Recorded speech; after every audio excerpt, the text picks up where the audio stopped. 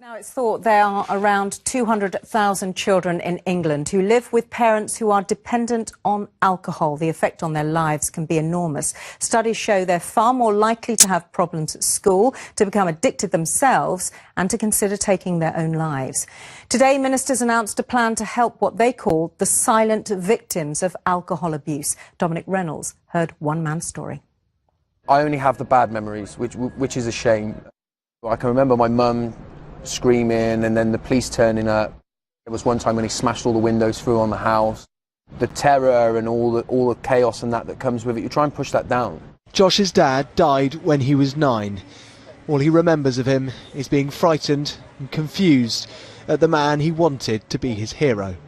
And then for years afterwards, Josh battled with alcohol too. Did you feel ashamed of him? I felt shame, yeah. I felt it was like a shame that I was bad, you know, as a child, and I think as children, you always pin stuff on yourself. So that anger stayed with me, that anger and frustration towards the world stayed with me a lot of my life. Research shows that having an alcoholic parent can have a serious and long-lasting impact, with children of alcoholics twice as likely to have problems at school.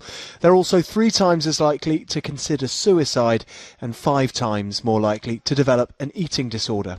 The government's promising £6 million to try and change those numbers, but is that enough? £6 million, 200,000 kids, £30 per child. It's not going to make much difference, surely. We don't see it that way. We see it as a targeted intervention for the people who are struggling the most, self-esteem issues, mental health challenges, education problems, and feeling that they're on their own. We want them to have somewhere that they can go to understand that they're not alone in this. It's a bit of a lifeline, really. For the charities who've long warned about this problem, government money is welcome, but it's the rising up of this conversation that's valuable. We'd like to see the conversation continued and ideally widened out so it encompasses all family members, not just children, and indeed family members affected by drug use as well as alcohol use. Josh got sober when he realised his own kids might soon fall under his father's shadow too. They would have grown up with the same feelings and problems of me, and though they might not have had problems with drink, they would have struggled with their mental well-being, and so the cycle would have continued.